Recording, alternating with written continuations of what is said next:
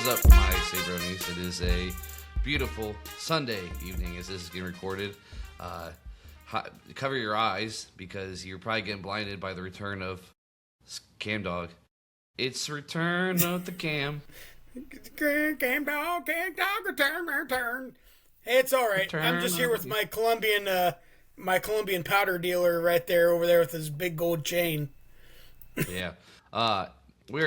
We're doing it on a Sunday night because Scott's got softball and other things on a Monday night, keeps us too busy. He is back after a nice break from him. Last week's episode was a lot of fun. Talk some Iceman with my buddy Steve. So shout out to Steve for coming on here. It was a good discussion. Thanks, Steve. Scott loved it so much he listened to the whole episode talking about Iceman. Hey, easy.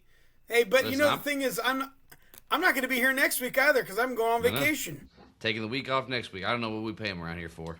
So, but we are a sports podcast. We will be talking some sports tonight, but it is the off season. It is like we are in the deep ends of the off season. As teachers, we are almost off of work. I have 2 more days at Marion for the school year. I'm done. And I have summer school now. Yeah, so we are almost finished for the school year. Then we have the summer off. As teachers, we are in a very awesome, fun, cool position. So, it's sometimes they ask you why you teach, and you always say like, the kids, love the kids. It's all about the students. Yeah, it's all about the students. I teach for the growth. And then May, June, July, August comes around, and you're like, you know what? I like being a teacher. I remember after my first year teaching, man, I was so frustrated. It was like April, May kind of thing. I was so mad. And Marty Schuster, who's actually the principal at River Valley now, I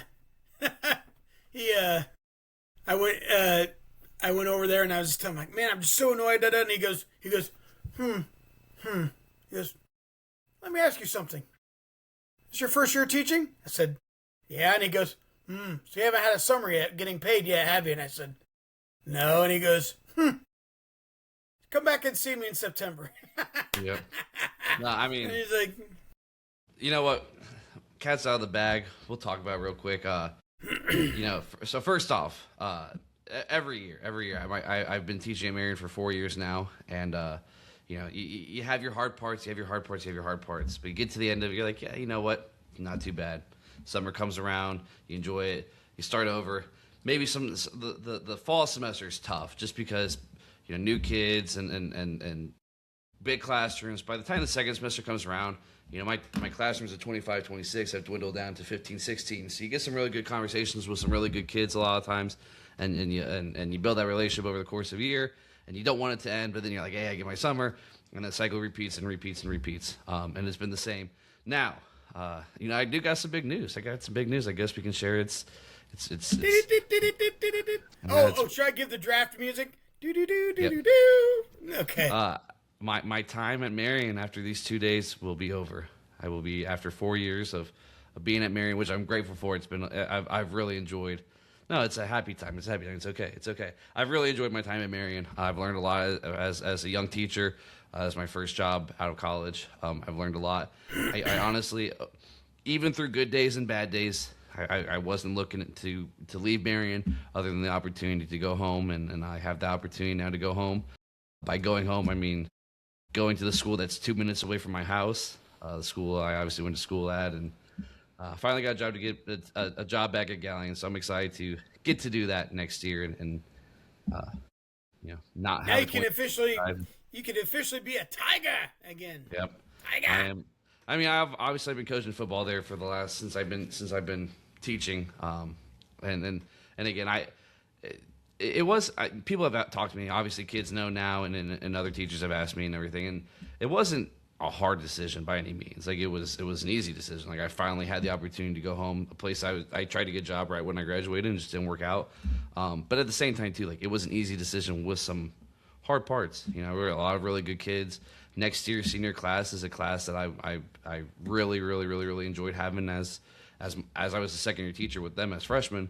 Some really good kids over the last 2 years that have came in. Like, what do you mean you're leaving? Like, you're not allowed to leave. And But my kids took their final on Wednesday, Thursday, Friday, and I put just a little message at the end after their exam was the last thing on there, and I talked about how, like, you know, I'm very proud to say I'm from Galion. Like, it's a prideful thing.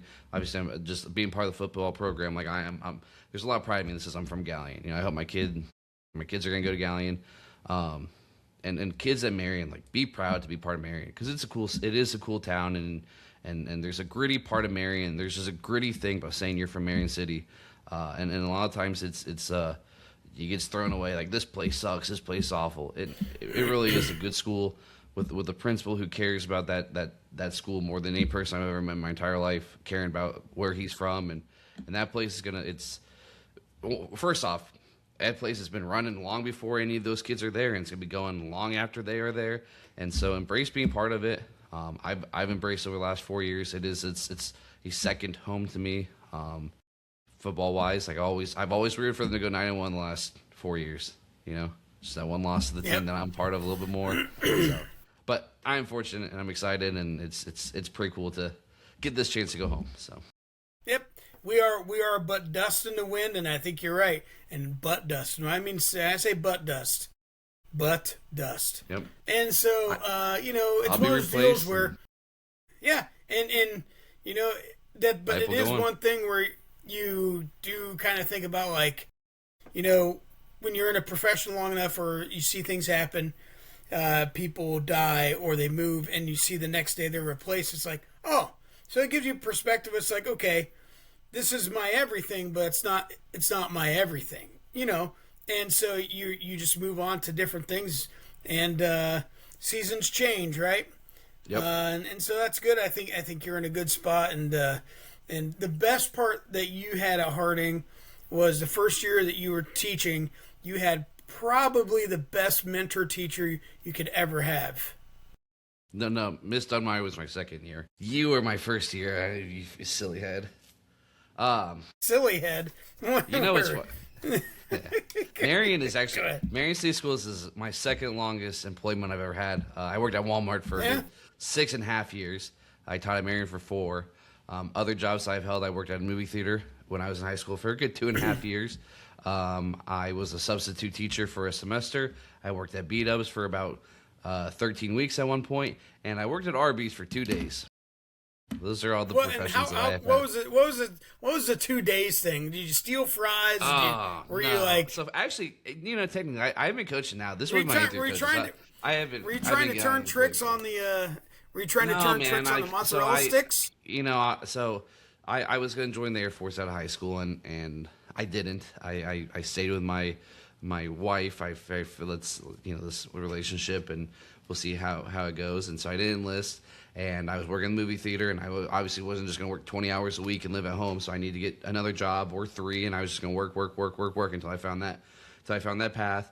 Like Rihanna. Yep. And so I applied for a bunch of jobs, and Arby's was like, "Hey, we need somebody to work at Arby's." And I worked there. My first day, it was awful. Oh my gosh, it was like, you got the meats. Yeah. And the meat sweats. That's what I had.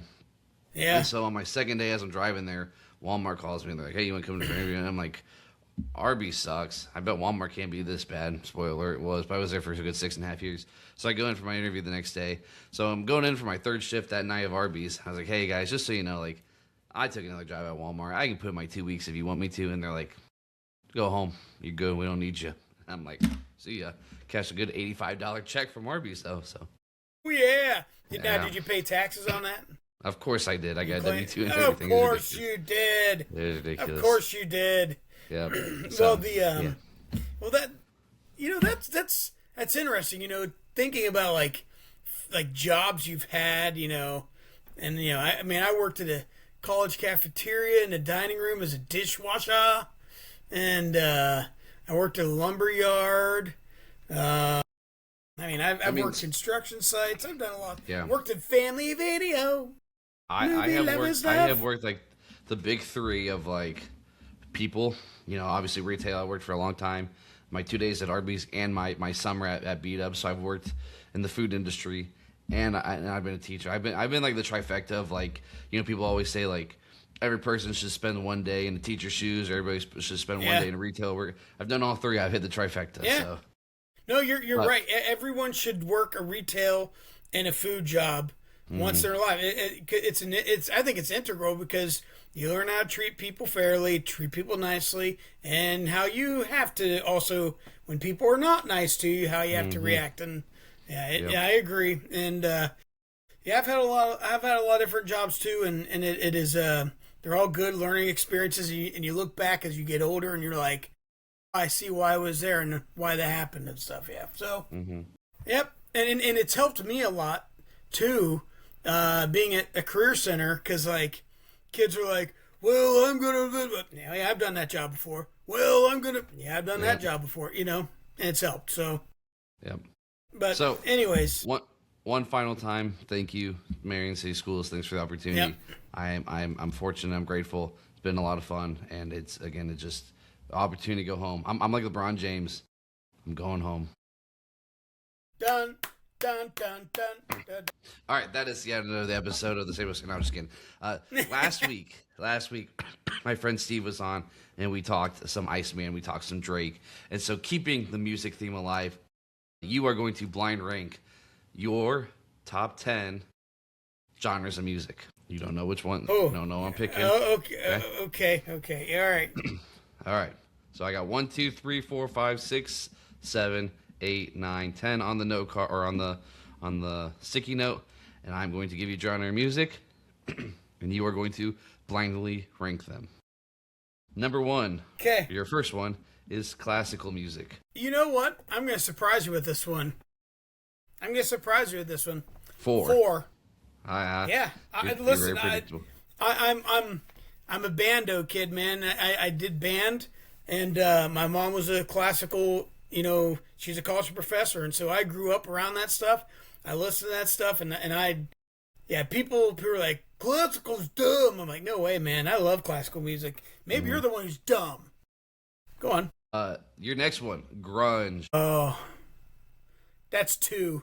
It's number 2 in my mind. There's only one that's going to outrun that, so I'm really hoping it's not like Lady Gaga or something to number 1. I'm in trouble. Well, what, your next one is when I think of Lady Gaga, I put her in like the pop category, the 2000s pop, and so that is your next one is 2000s pop. I'm gonna go with 7.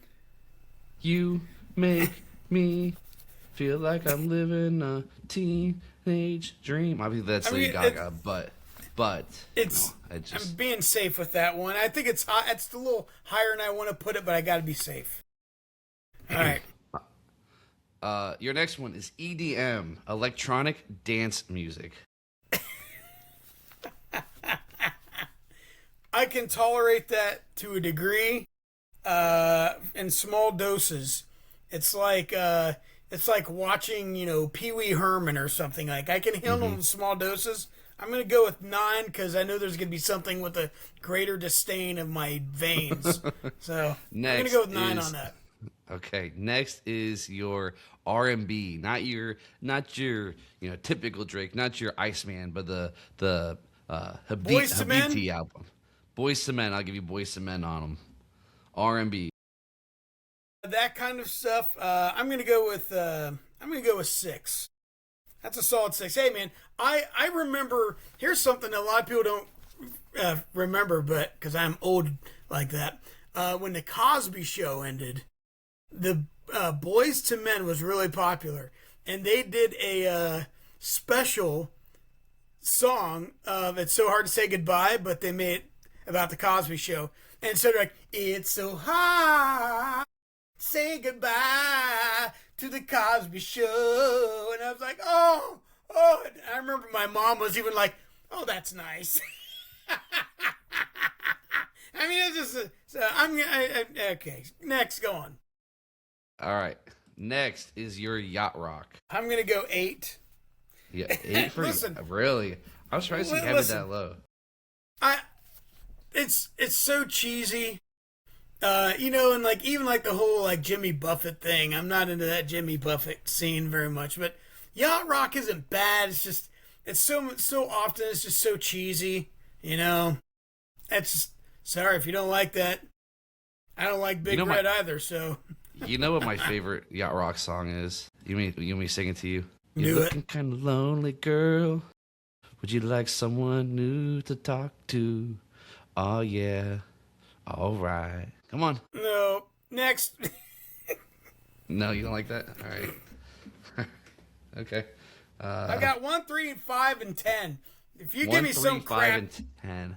that's 1, all I 3, got left. 5, and 10. Alternative I rock. have alternative rock. I'm giving you alternative. In my mind, like alternative was what this is why I grew up listening to what I believe is alternative music. The Green Day, the Good Charlotte, Simple Plan, Fall Out Boy. That was what I grew up pre hip hop days. Right, yeah, that's in my mind that's like alternative punk, you know what I mean? I'm Okay. gonna go with 5 on that one. Man, I liked punk a lot growing up, like Unwritten Law and stuff. I love that junk, but What would you classify as alternative rock over alternative punk then? alternative rock to me would, yeah, you kind of think about like Newfound Glory and all, but alternative rock to me is almost like a Sheryl Crow Okay. kind of thing. You know what I mean? Like that in my mind, when I think of alternative rock, I think of like a Sheryl Crow sort of thing, But what am I gonna say? Next. Unless I like Sheryl Crow. I like Sheryl Crow. I don't dislike Sheryl Crow. And you know what? I like Alanis Morissette. I like Alanis Morissette. All right. Next one is your. I wouldn't go down on you in a theater though. Your Drizzy Drake, your Kanye West, your Kendrick Lamar, your Snoop Dogg, your Snoop D-O-double-G, Jay-Z, NWA, Tupac, Eminem. We are going hip-hop or, as it is known on the East Side, rap. We have 1, 3, and 10. This is hard. I don't want to put it at 3, but I'm going to have to put it at 3. But I don't hate it. But I can't put it at 10. I am in the world of, I am like making out with Cindy Crawford, or I'm making out with, your sister. That's all I've got now. I've got 1 and I've got 10, and I don't know what to do with my life. So you better give me some good stuff really bad stuff. Next one, I'm going to give you heavy metal. That's 1. All right. I'll take that at 1. Now, in my real world, my number 1 Hold on. You still got one more. Okay, one more. well, you're probably not going to... Okay, so this is going to be number 10, whatever it is. Yep, and it is classic rock. Oh, man! I should have put hip-hop at 10. I know, but hip-hop's not actually 10, man. Like, I know. I don't like a whole lot of hip hop, but I'm not that much of a hater. My goodness, yeah, man. My favorite kind of music is definitely like and I'm a sucker for it. I like post-hardcore, growl music. Sorry, yep. But grunge number 2 and classic rock. But one you didn't ask about was like country, which I'm kind of surprised you didn't have it. Country was on my. It was that I was gonna either go that or jazz as like my. We had to do 11 those ones. Heavy metal wise, like so heavy metal. I think of like Metallica, right? Right. 5 Finger Death Punch. They're kind of like I would call them metal, but in my mind, heavy metal was like a 80s thing, 80s, early 90s thing. Yeah. And so I mean, like. Because when you think about like heavy metal, you think about like, oh, that's old dad rock or something, kind of stuff. 5 Finger Death Punch is like the new age of that, and I wouldn't really qualify them as metal. They're more like douchebags, and I say that with every meaning. I don't like them very much. I've seen them twice now live, and I'm like, bleh. So that's just me though. Mm-hmm. Everyone has their tastes. Yeah, everybody has their taste. That is our blind rankings for your top 10 favorite music genres. 1 heavy metal, 2 grunge, 3 hip hop rap, 4 classical, 5 was the alternative punk, 6 was your R&B, 7 was your 2000s pop, followed by yacht rock at 8, electronic dance music EDM 9, and your 10th favorite music choice was classic rock. So yeah, it's a good top 10. It's a spectrum. It's a spectrum. You didn't have oldies on there or anything, man. No. I mean, there's so many genres to pick from. Like it's tough to. Yeah. That's tough to. I'm surprised of all the ones you like. Yacht Rock was the one that came out. Yacht Rock. Do you mind sharing the night together? Ooh, yeah. All right. You want to talk some NBA tonight? Yeah, let's go ahead. We're getting to the point in time where I want episodes people to kind of be replayed. So we're not going to talk too much talking Knicks, Cavs. Obviously the Knicks are dominating that series. Thunder, Spurs. The Spurs had a chance to go up 2-1. They didn't. Let's focus on NBA and kind of the future of the NBA. Who is the face of the NBA post LeBron, post Steph, post KD? Because there's still parts of the NBA. Like, obviously, those guys aren't the best players anymore. Your best players in the league right now are Jokic or Luka or Shea. Giannis is still within that category. Now that LeBron and Steph are out of that top 10, I mean, you could very well put them 5 through 10 at any junction. And I wouldn't really want to argue with you overall in a lot of ways. But when it comes to the face of the league, the NBA has really only had, you could say, 5, 6, 7, 8 significant like faces of the league. Obviously, George Mikan early on, right, and then Bill Russell, Wilt, those guys, Magic and Bird. Without Magic and Bird coming in 1980, who knows what the NBA looks like? I mean, they really made it popular, and then obviously Michael Jordan, and then post Jordan was Kobe, Shaq, and then LeBron for so long, right? LeBron and then Steph, but even since then, think about LeBron coming in 2003. Just for the last 22, 23 years, he has been such a part of the fabric of the NBA. But there's going to be a time where those guys are done. Who is that guy that carries, like, when you think of just general, and not even changing the game? Obviously, Steph has changed the game probably more than any player ever has, right? The last time that a player probably changed the game this much was Wilt. And so Steph will always have a long-lasting impact. But I don't need Anthony Edwards. I don't need Vic Wemby. I don't need Shea. Whoever it is going to be that is the face, to be the guy that changes the game, but just keeps the NBA. When you think of the NBA right now, this is who you picture. For you, maybe you look at it a little different, but who, just in your mind, who 1, 2, or 3 guys that are the face of the league post LeBron? Really, it's right. post LeBron. So you have to look at when the NBA was popular, and it was the NBA. You got to remember the ABA was competing with that for so long. When Magic and Bird were both able to go in the NBA, it finally brought the attention back to the NBA as a league, as a competition, and from there you had Jordan. Jordan was the golden child who showed up, and when you're looking at a face of a league, you have to look at not just what they do on the court, but what they do off the court. Marketing, growing the game, expanding their horizons. And Jordan completely blew that off the map, right? I mean, he completely blew that away. Then you had your Kobe years. Now, Kobe had some off-court issues. Mm-hmm.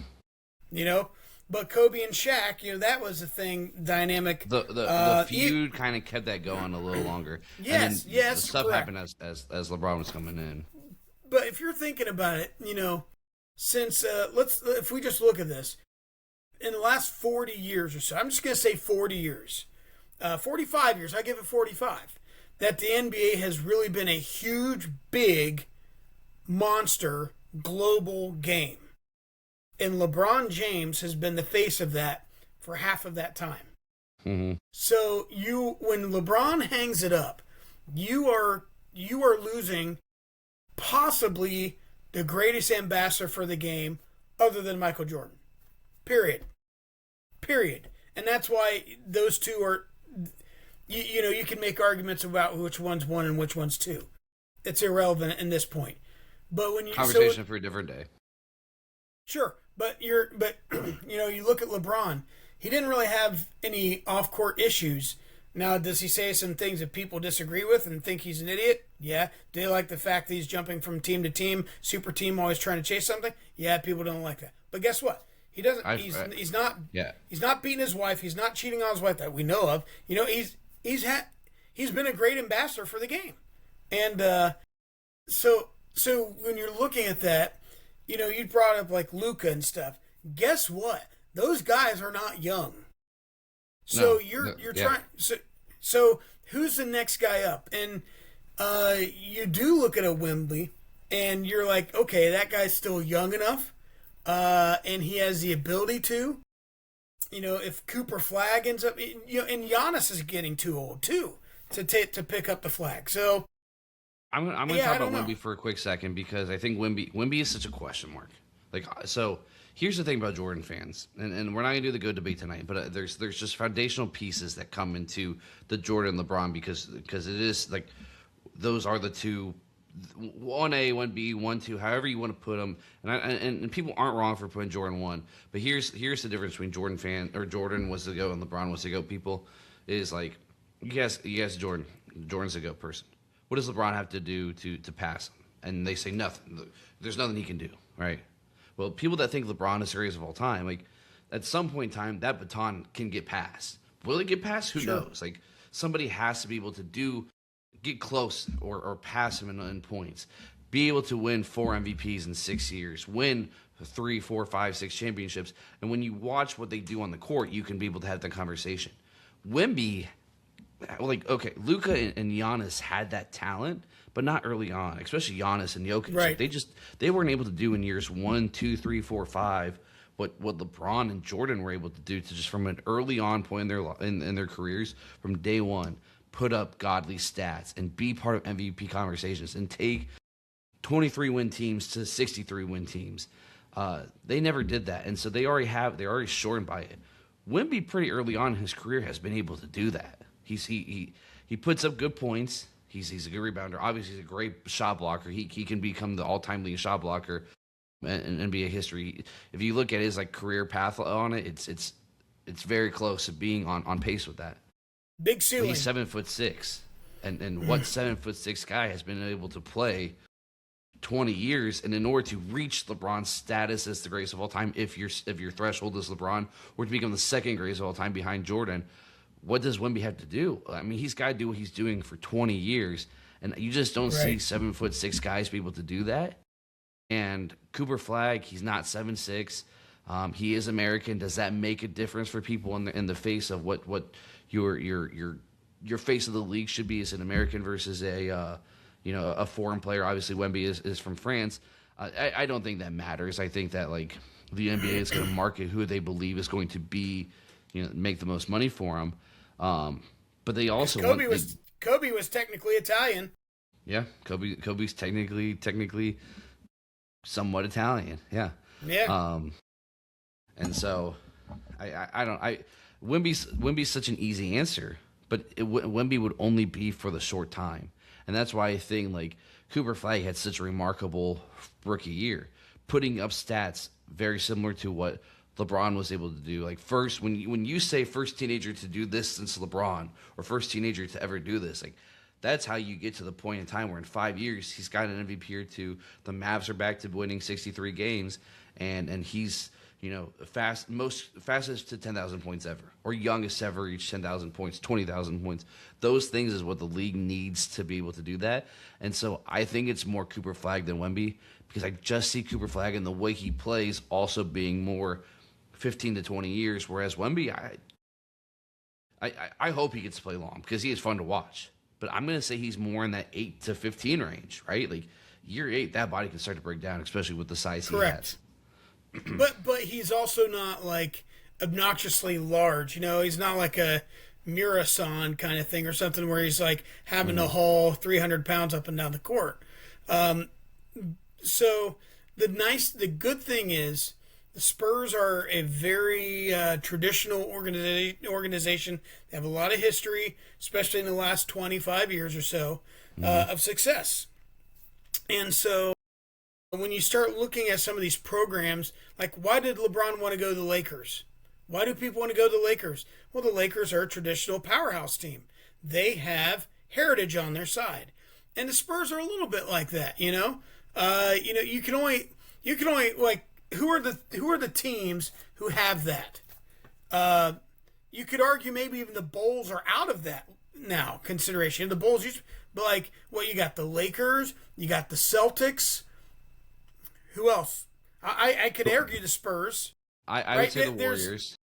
Yeah, there's a short list, and even the Warriors is kind of only in the last 15 years or so. No, right? So no, they were even when they were still in Philadelphia and later okay, on, so they had some teams and even after right, but when they first but got you know Wilson. it's a short list. It's a short list, and the Mavs they're in that conversation because they've been competitive, but they're not on that list. So at some point, does Cooper Flag run from the Mavs and join somewhere else where there's a greater expectancy, there's more cap space, the ability to put talent around him, so where he could succeed? That's going to be the telltale. Because if he's trying to do it all on his own in Dallas, he'll be a great player, but he won't be that guy. Here's the thing. Luka loved Dallas. Luka didn't want to leave Dallas, and then obviously that trade happened that put him in LA. And I don't think Lakers fans are going to complain about it. But like Luka loved Dallas. Dirk Nowitzki loved Dallas. Like Dirk, there was never any real rumors of Dirk ever leaving, right? Now they don't have Nico Harrison in to go trade Cooper Flag, and then they brought the Masai Ujiri, whatever his name is. I mean, he was the centerpiece for Toronto that got Kawhi Leonard there, that won a championship. That drafted Pascal Siakam, that got Kyle Lowry to, Marcus Gasol to do what they did to win championships. So I trust him. It's just can they sustain that over time? And they showed that they did with Dirk. The year that the Mavs won in 2011, it was they had a really, really good team. Were they the better team of the two? Sure, probably not. I think as a LeBron fan, that's obviously LeBron's worst series of his entire career was the 2011 Finals. I think it's the most embarrassing point of his career. It's the low point in his career. I know Michael Jordan went 6-0 in the finals. I know Michael Jordan never missed a shot in his entire NBA career. He made every shot he ever took. All those things.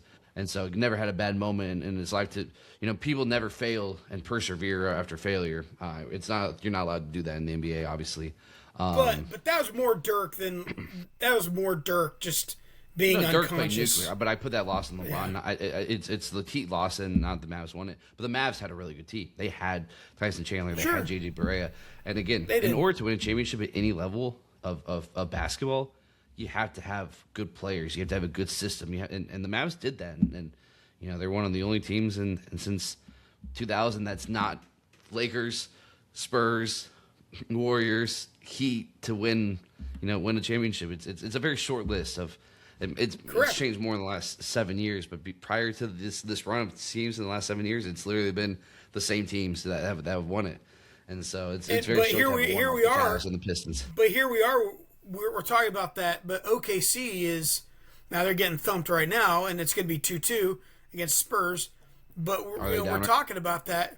Yeah, well, they're getting plastered. But the thing is, though, what if they run it back and they win it again this year? I mean, they could potentially, if they win a few years here, they're no different than the Warriors. Absolutely. And so you start saying, oh, they're working themselves on that list. And, they start pushing people off to the side. So there's when it comes to who's the face of the game, when you're talking about international, Wemby does check a lot of boxes when you're talking about the European game.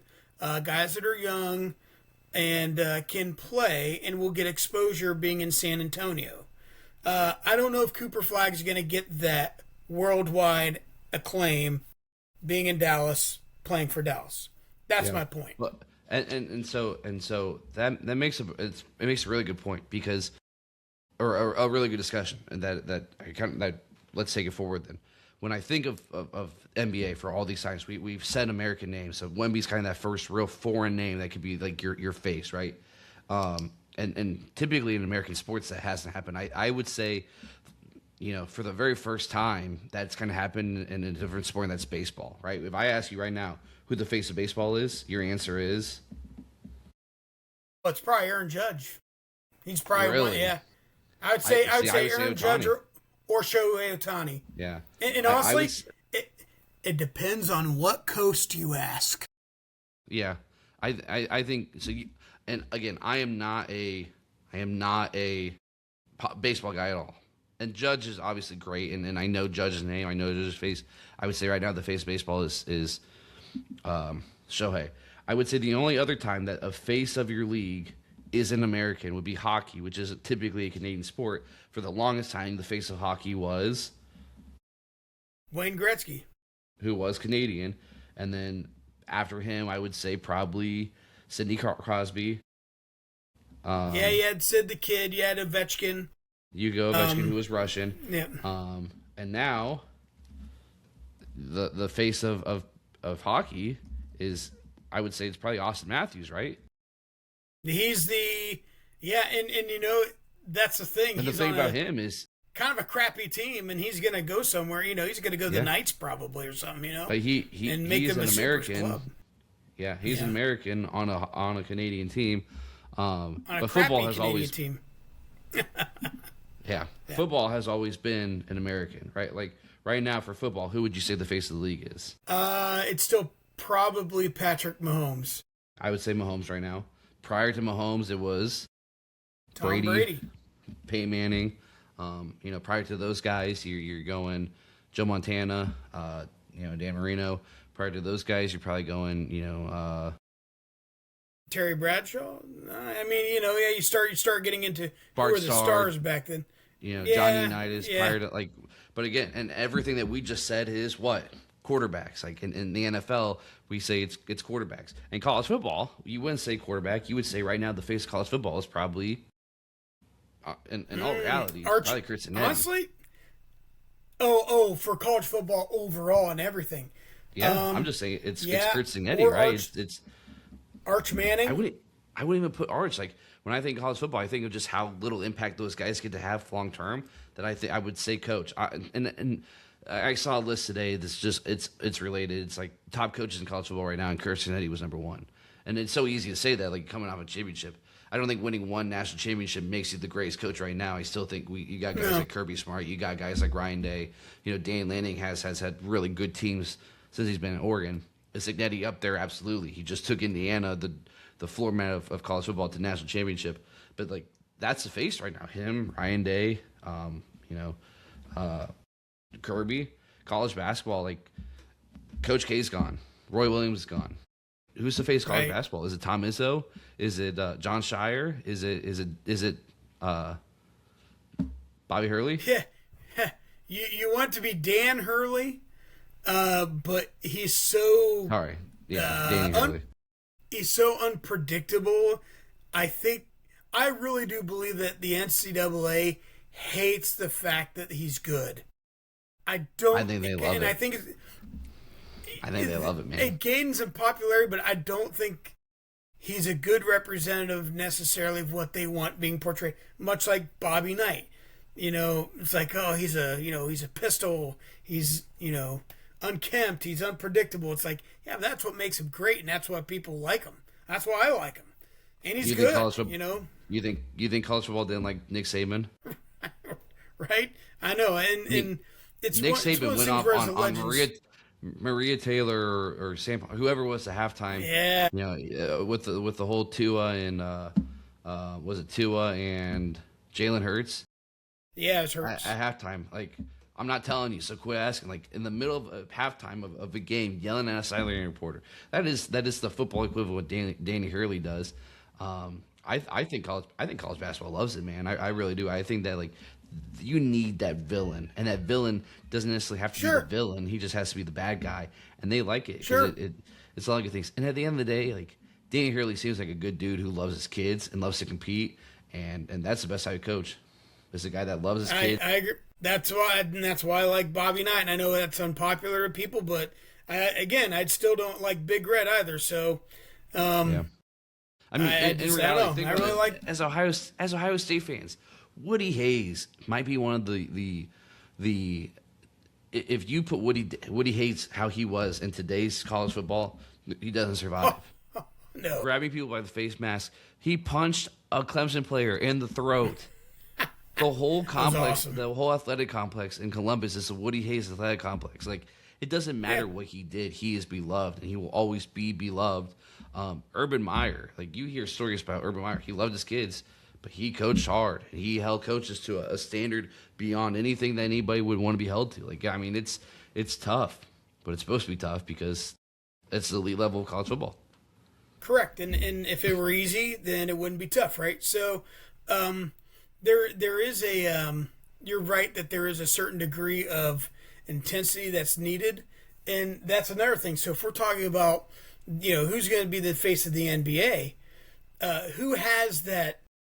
That's one thing that I guess kind of set Jordan and Kobe apart, and LeBron has it too, but not to the degree of that internal fire of like, I'm going to blow this up and everyone's going to be better because of me being around, and I'm going to hold people accountable for and we're going to get done, we're going to win. Who really has that? I don't know. Cooper Flag's a little too young. Wemby may, but he's also pretty young also. I think we're going to find out here, because I do believe LeBron's going to play another season, maybe even two, who knows. But when he's done, that might be when who's going to develop in that 1 to 2 years to take over as the face of the NBA. Yep. Hey, I just have one trivia question for you. Boy. Just because you act like people act like LeBron doesn't have the killer instinct. He's not the guy that can do it all. Do you know how many game winners in the regular season all time? Who has number one and how many? Jeff Hornacek. No, I'm just kidding. Regular season game winners. You got to go by length of career and regular season game winners. First off, I will give you. This is buzzer beaters. No time left on the clock. Since you're asking, I'm going to say LeBron, and I'm going to say he has 31. LeBron, no time left on the clock. LeBron is second with 8 to only Michael Jordan, who had 9. In the playoffs, okay. That was way off number-wise. Okay. In the playoffs, LeBron has 5 and Michael Jordan has 3. That is purely buzzer beater. No time left on the clock. NBA game winners, and I forget exactly how this defines it. I think it was like a few seconds left on the clock either way. LeBron has 17 all time. That's a lot. And people just always want to clown on him and say like, hey, doesn't hit the big shot, isn't big time. You do also consider how long he's played, the opportunities he's had, but also not necessarily that. But also, that's a much smaller number than I would have thought. And you consider, it's kind of like in baseball. We're like, oh, that person's a great hitter. Yeah, they still get out 7 out of 10 times they're at bat. You know what I mean? And like 300 batting average is like, well, that we're talking potential Hall of Fame numbers, right? Kind of thing. And so the relative, it's not the success, it's a relative lack of success, and we still hold these legendary ideas of who people are and what they do. It's kind of interesting when you kind of think about that, but that's just a side piece. Well, I mean, think about Brett Favre. Brett Favre was heralded as a great gunslinger, right? Like one of the greatest of all times when it came to throwing the football. Doesn't he have more career interceptions than he does touchdowns? Like, yeah. Part of being the gunslinger was the ability to throw it up to whoever, whenever, right? But it always went to the other team a lot of times. In the NFL now, Jameis Winston got absolutely clowned when he went 30 and 30 for touchdowns and interceptions. Like, but that was a standard that Brett Favre, Dan Marino, those guys were held to. Like, it was okay at the time. It's a different game. I would love to do You're right. I would love to do the LeBron and Jordan GOAT combo soon. We will do it soon. I will not fall into that trap, Mr. Sabo. In my mind, there's only a Mount Rushmore. Okay. Go ahead. Cam Donk's Conversations. Let's get this episode wrapped up for the evening. Okay, this is a really important one. And there are people that have very strong opinions either way. So what's better? A hot tub or a swimming pool? Okay. This is coming from a guy who has a hot tub. I know you have a hot tub. I also have a hot tub. I like the hot tub. I don't use the hot tub as much as I probably should and want to. And if it were up to me, I would get rid of it. But my wife thinks that our kids are going to use it someday when they are old enough to get into it. I don't think that they will. I think it's just going to take up space, take my time. Why don't you get in the hot tub? I just like because we get Grayson to bed, and I got to do podcasts on Monday night. I got schoolwork to do on Tuesday night. I got a show to watch on Wednesday night. Thursday night, I just want to relax. You know, I all those things just sound so much better than getting in the hot tub. Now It takes 10 minutes, man. It takes 10 minutes. but then I got to shower afterwards. Like I get water into the house. I got to do like You I just shower anyway. not at night. I'm not You a don't night shower shower. at night? I'm That's I'm an that's a whole nother Okay. thing. Hey, listen. You don't have hair. You don't have hair. You don't have to shower in the morning. Anyway, I shower. Okay, go ahead. pool though. I'm telling you, a pool in the summer. Pool in the summer. I would get in the pool every day in the summer, even if it's a nice dip on a nice, beautiful day. And I think the kids would have more fun in the pool. You know, they always say you don't want to have a pool, you want to have a friend with a pool. But I want to be that friend with the pool. I want kids to come over to our house where I know that they're going to be safe and everything and enjoy the pool. You get your pool floaties. It's really easy to take the air out of those and put them into the pool shed. You get out, you dry off. You don't have to go in the house freezing cold and wet and bring the water inside. You dry off out there. I love a good pool, man. I love a nice cold Dr. Pepper out by the pool. You know, put your feet in, get the whole body in. Doesn't matter.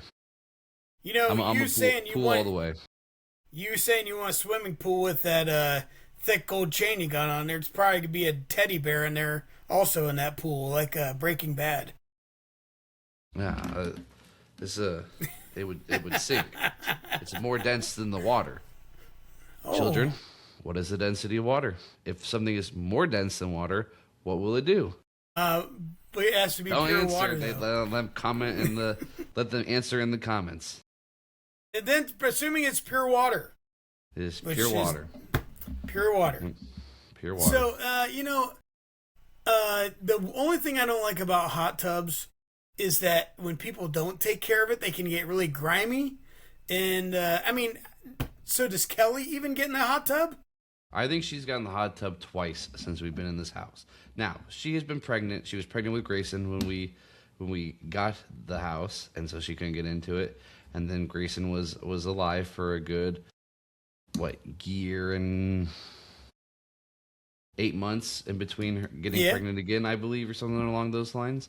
And she got in maybe twice during the span. Obviously, she's pregnant now, so she does not get into it anywhere as near as she thinks that she is too.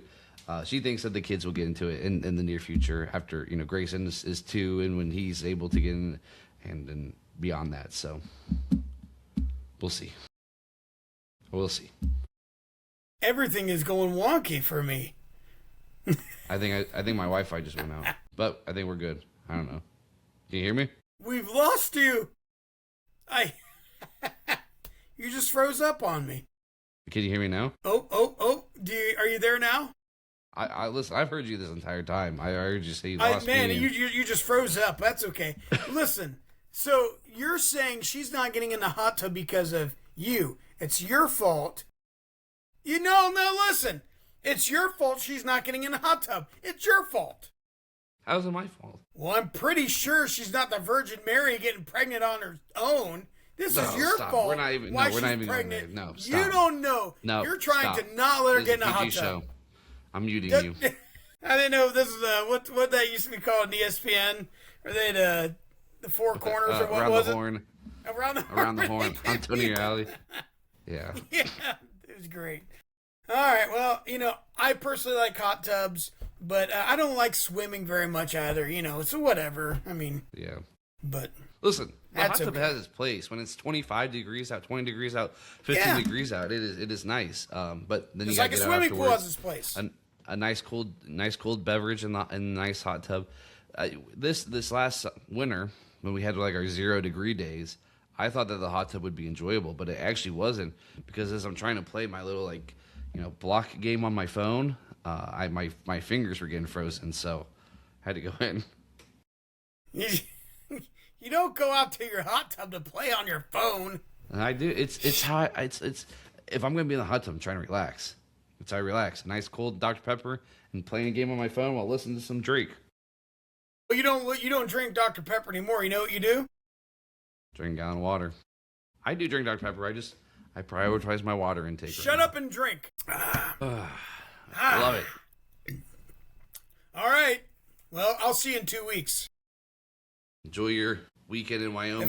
If I get killed in Portland, Oregon, tell my wife I love her. I will. She'll be our new permanent guest host. And let it be known, I'm forever a Hall of Famer. Mm-hmm. All right. Jamal Williams, take us out. Because if you go piss like a puppy, stay on the porch and let the big dogs eat.